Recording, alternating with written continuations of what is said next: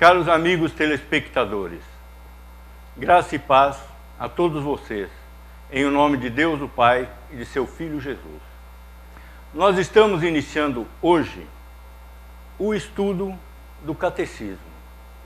Nós fizemos no nosso bloco anterior uma introdução a esse estudo, dizendo que nós vamos procurar um conhecimento progressivo da doutrina cristã, um conhecimento progressivo de Deus, começando do começo. Mais ou menos óbvio, mas não tão comum. E a nossa primeira pergunta é a seguinte: qual é o fim principal do homem? A resposta: o fim principal do homem é glorificar a Deus e encontrar prazer nele para sempre. O que quer dizer fim? O fim é a glória de Deus. Mas a intenção do homem tem que ser sincera. Nós já vimos que Deus, Ele está acima de todas as coisas, Ele transcende o universo. Mas ao mesmo tempo, Ele se relaciona pessoalmente com cada um de seus filhos na terra. Pessoalmente, individualmente. Então, essa glorificação que você faz para Deus é uma coisa individual. É uma coisa entre você e Deus. É uma coisa que vai fazer parte da sua vida como um todo. Isso não exclui a necessidade de você se congregar com outros crentes, de você ir à sua igreja, de você frequentar uma denominação, de você comungar com todos aqueles crentes. Mas isso não é tudo. Isso não é tudo. O hábito de ir à missa todo domingo, de ir ao culto todo domingo, não vai trazer a você um relacionamento com Deus. Não quer dizer que você vai estar glorificando a Deus, como é a obrigação do homem colocada por essa pergunta. Essa glorificação envolve um interesse sincero. Sincero, que se sobrepõe a todas as outras coisas na sua vida, sem atrapalhar essas coisas. Pelo contrário, engrandecendo as outras coisas que você faz. Porque você vai passar a fazer outras coisas pela glória de Deus. Evidentemente, você tem outros interesses na vida, você tem o seu emprego, você tem a sua família, você tem o esporte que você gosta de fazer, nada impede que você continue fazendo isso.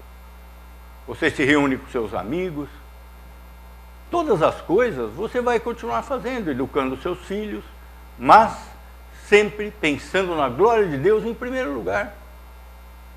E sem esquecer, irmãos, Jesus Cristo é Deus. A pessoa de Jesus Cristo é o Verbo de Deus. Jesus é Deus, como Deus o Pai. Nós devemos glória a Ele. Jesus Cristo tem que ser glorificado também, assim como Deus. Vejamos o que o apóstolo nos diz. Na primeira carta aos Coríntios, capítulo 10, verso 31. O apóstolo nos diz o seguinte: portanto, quer comais, quer bebais, ou façais outra coisa qualquer, fazei tudo para a glória de Deus. O que o apóstolo está nos dizendo aqui? Não é para você parar de comer, não é para você parar de beber. É para que nas coisas que você faça, você glorifique a Deus. Não se trata daquela oração formal antes da refeição. Pai, agradecemos por essa refeição. Não é isso. Será que essa pessoa está falando com o coração? Está na mente da pessoa a presença de Deus em todas as coisas. Todas as coisas foram criadas por Deus. Não existe acaso no universo. Então, nós temos que dar esta glória a Deus. Mas como glorificar a Deus sem conhecer a Deus? Que Deus estaremos glorificando. Volta e meia, eu estou de novo neste ponto. Porque é fundamental. A forma de glorificar a Deus, ela foi prescrita por Ele mesmo, através da Escritura. A maneira que nós temos para adorar a Deus, para glorificar a Deus, é a maneira que nos foi prescrita na Escritura. Não adianta eu criar coisas na minha imaginação, eu acender vela, ficar de joelho em cima do grão de milho, me flagelar, ficar sem comer. Isso não significa nada para Deus. Não está escrito na Bíblia que você tenha que fazer nada dessas coisas. Mas lá está escrito uma série de coisas que você precisa fazer. Então o que acontece? A pessoa normalmente segue a sua imaginação, não segue os preceitos divinos. E a sua adoração se torna vã. Se torna absolutamente sem sentido. Porque ouve Israel, há um só Deus. E esse Deus deixou para nós os preceitos do que nós temos que fazer para glorificá-lo, para adorá-lo. Em primeiro lugar, só existe um mediador entre Deus e os homens, que é Jesus Cristo. Jesus Cristo nos diz claramente: eu sou o caminho, a verdade e a vida. Jesus não diz que ele é um dos caminhos, que você poderá glorificar a Deus através de Buda, através de Maomé, através de Mahatma Gandhi, através de quem você quiser. Não. Jesus Cristo é o caminho. Jesus Cristo é a verdade. Não existe outra verdade entre Deus e o homem além de Cristo. E a vida? Jesus Cristo nos diz: as minhas ovelhas ouvem a minha voz. Elas me conhecem. Eu as conheço, elas me seguem e eu lhes dou a vida eterna. A vida eterna é uma prerrogativa única de Jesus. Nós só podemos glorificar a Deus através de Jesus. E através da forma como Ele nos prescreveu na Bíblia. Vejamos o que nos diz Calvino. Calvino diz o seguinte: só podemos glorificar a Deus quando sabemos quem Ele é. Como que você vai glorificar alguém que você não conhece? Algo que você não conhece. Algo que você não sabe o que é. Digamos que você seja fã do Obama, lá nos Estados Unidos. Puxa, o cara se elegeu, o cara é um cara 100%, gosto dele.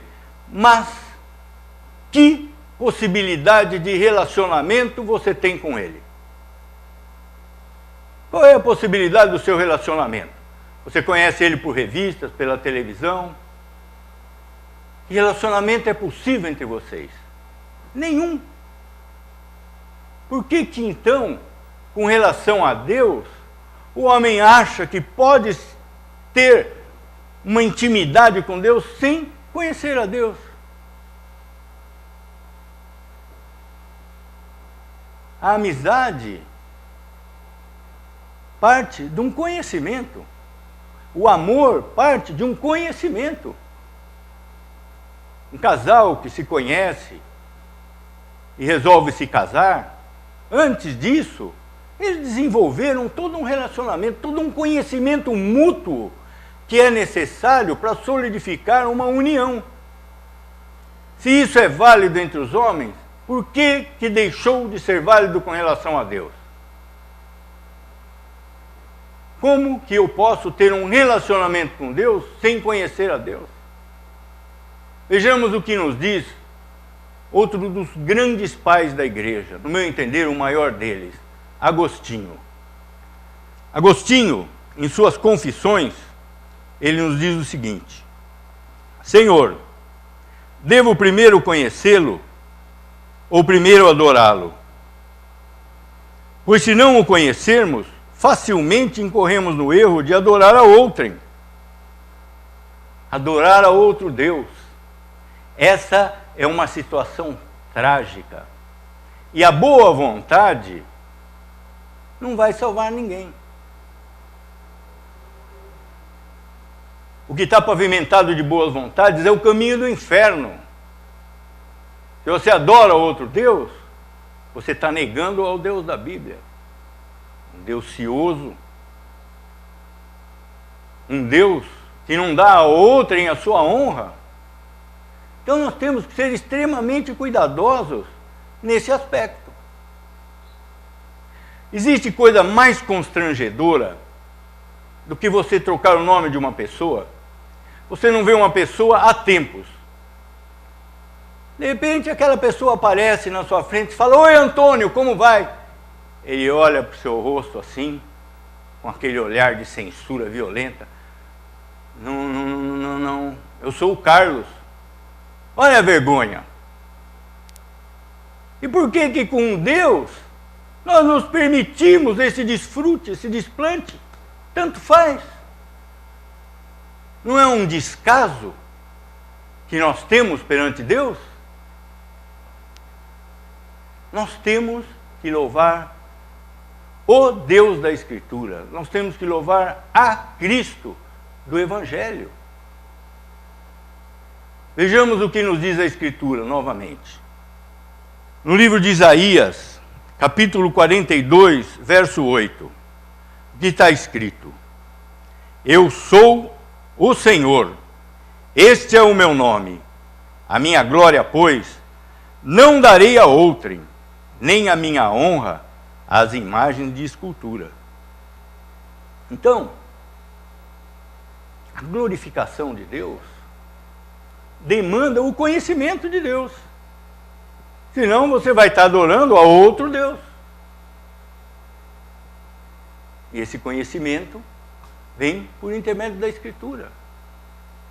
Quando, por exemplo, você consegue um novo emprego, você vai trabalhar numa nova empresa desconhecida, a primeira coisa que acontece, o Departamento de Relações Humanas vai te chamar e vai explicar a você todas as regras que regem o comportamento dentro daquela empresa. A hora que você deve chegar, como você deve proceder junto à chefia, junto aos seus subalternos, todas as coisas necessárias ao seu relacionamento. As pessoas vão ser apresentadas a você uma a uma. Essa é a Patrícia, esse é o José, aquele é o Antônio, aquele é o Carlos. Então, você dentro de uma empresa tem todas as regras para se comportar, para se relacionar com as pessoas. Você é apresentado pessoalmente para cada uma dessas pessoas. Assim também é na sua família. O casal, o pai e a mãe estabelecem regras para que os seus filhos se comportem de acordo com essas regras. Você vai chegar em casa a tal hora, você vai vir almoçar a tal hora, você vai na escola. Os filhos se dirigem aos pais pessoalmente. O seu filho não vai pedir conselho, nem pedir a mesada para o pai do amigo dele. Por que que nós nos julgamos com o direito de proceder diferentemente com relação a Deus? Se dentro do seu emprego a coisa é rígida dessa forma, dentro da sua casa, idem. O nosso relacionamento com Deus é muito superior a isso tudo. É muito superior a isso tudo. Demanda O conhecimento demanda o seguimento das regras que Deus estabeleceu para esse relacionamento. Vejamos novamente o que nos diz a Escritura. Evangelho de João, capítulo 5, verso 39. Quando Jesus foi confrontado pelos fariseus, que pediam a ele sinais e milagres, ele responde pura e simplesmente: examinai as Escrituras, porque julgais ter nelas a vida eterna, e são elas mesmas que testificam de mim. Cristo aqui está apresentando o caminho para conhecê-lo. É um só. É a Escritura. Está escrito aqui. Então, o que essa pergunta nos traz? Que a glória de Deus tem que ser buscada antes das realizações materiais do homem. Todo o resto das coisas são consequências. São meras consequências. Jesus nos diz: quem ama seu pai e a sua mãe mais do que a mim, não é digno de mim. Quem ama seu filho ou sua filha mais do que a mim, não é digno de mim. Isso quer dizer o quê? Que o cristão vai abandonar o seu pai e a sua mãe? O mandamento está escrito: honrarás pai e mãe. Honrarás significa prover materialmente. Esse é o sentido bíblico da palavra honrarás. Então, uma coisa não tem nada a ver com outra. Você vai honrar seu pai e sua mãe. Você vai cuidar de seus filhos com todo o amor, com toda a dedicação possível, mas tendo em mente a glória de Deus. A glória de Deus. Jesus aqui, quando ele diz que você tem que amar a Ele, que é Deus, e amar a Deus sobre todas as coisas, que você tem que amar a Ele mais do que seu pai e a sua mãe, mais do que seu filho e a sua filha, isso não significa que você vai abandonar o mundo, que você vai se enfiar numa caverna no alto da montanha, ficar orando dia e noite e esquecer de tudo. O cristão tem um mandato cultural. O que é esse mandato cultural? É algo que o cristão tem que cumprir nesta vida terrena. O mandato cultural é a vida do cristão no mundo. Um cristão se obriga, por amor a Deus, a fazer tudo o que ele faz da melhor maneira possível. Se ele é um profissional em uma determinada área, ele vai se esforçar para ser o melhor profissional possível. Se ele é pai, ele vai se desvelar para ser o melhor pai possível. Se ele tem o seu pai e a sua mãe doentes, com problemas, ele vai tirar dele, da família dele, para sustentar o seu pai e a sua mãe. Isso é cristianismo. O cristão não é levado a ser egoísta. Ele é levado, sim, a adorar a Deus, a agradecer a Deus por todas as coisas que acontecem. É como um casamento, na saúde e na doença, na pobreza e na riqueza, porque tudo provém de Deus. Todas as coisas provêm de Deus. Essa ideia moderna das novas religiões evangélicas, onde o crente exige suas bênçãos de Deus, toma posse das bênçãos, exige retribuição de suas contribuições, exige curas milagrosas, exige uma salvação imediata, busca o novo nascimento por conta de ministros religiosos. Tudo isso não existe para Deus. O Todo-Poderoso, o que faz diante disso? Está escrito na Bíblia que Deus se ri dos seus inimigos. Essas pessoas que agem dessa forma são inimigas de Deus. São inimigas de Deus, porque não o glorificaram, não o adoraram. Elas enxergam em Deus uma fonte inesgotável de bênçãos. Evidentemente que elas são induzidas a isso por essas denominações modernas, por esses pastores. Vem aqui, eles dizem, vem aqui, eu vou te dar prosperidade, eu vou te dar saúde, eu vou te dar salvação, eu vou te dar um novo nascimento. Nada disso é real. A única realidade que existe entre Deus e o homem é a Escritura. O único mediador que existe entre Deus e o homem é Jesus. Nenhum ministro religioso recebeu de Cristo a incumbência de ser intermediário entre Deus e os homens. Não existe esse tipo de coisa. Se você quer se chegar a Deus, você tem que primeiro conhecê-lo. Em segundo lugar, fazê-lo por intermédio da pessoa correta, do mediador. Vejamos novamente. Salmo 16, verso 11. Tu, Deus, me farás ver os caminhos da vida. Na tua presença, a plenitude de alegria. Na tua destra, delícias perpetuamente. Esse relacionamento com Deus, a Bíblia nos mostra que é um relacionamento alegre. Alegrai-vos, diz o apóstolo.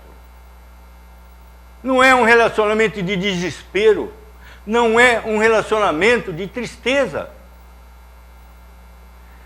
Nós vemos o reflexo disso que eu estou falando nas orações. Na grande maioria das igrejas, você vai, as orações se transformaram num rosário de pedidos, onde as pessoas informam a Deus de coisas que Ele determinou e buscam, pela sua piedade, mudar a mente de Deus, que é imutável, mudar os acontecimentos previstos por Deus, que são imutáveis. A oração, na verdade, deveria ser algo para adoração, para glorificação de Deus. E não um rosário de pedidos intermináveis, onde as pessoas só lembram de si mesmas e, na verdade, estão esquecidas de Deus. Estão buscando favores de Deus, mas sem glorificá-lo, sem adorá-lo.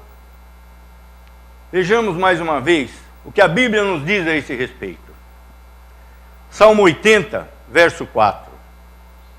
Ó Senhor, Deus dos exércitos, até quando estarás indignado contra a oração do teu povo? Então, nós temos que olhar a Deus antes de nós mesmos, antes de todas as coisas. Vejamos o exemplo de Davi. Davi era um pecador, como nós. Davi não levava uma vida moralmente perfeita, como nós. Davi transgrediu a lei de Deus por várias vezes, mas ele tinha confiança em Deus. Ele era um homem de acordo com o coração de Deus.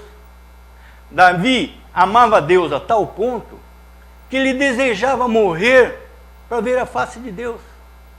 Vejamos o que ele nos diz.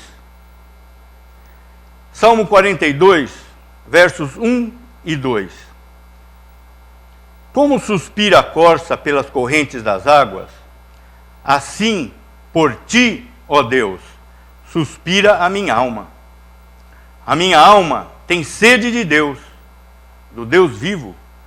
Quando irei e me verei perante a face de Deus? Davi amava a Deus de tal forma que ele ansiava pela morte para contemplar a face de Deus.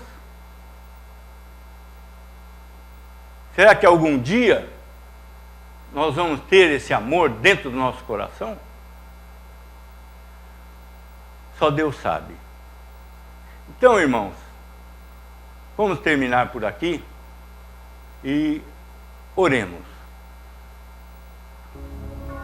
Que Deus permita, por sua graça, que busquemos ao seu reino e à sua glória em primeiro lugar em nossas vidas, esquecendo-nos do brilho do mundo e do nosso ego, que grita, que clama pela honra e glória entre os homens. Que Ele tenha misericórdia de nós e nos veja pela ótica de seu Filho amado, perdoando as nossas fraquezas, perdoando o nosso egoísmo e iluminando as trevas de nossas almas com a maravilhosa luz de Cristo. Isso é o que pedimos humildemente, em o nome de Jesus. Amém.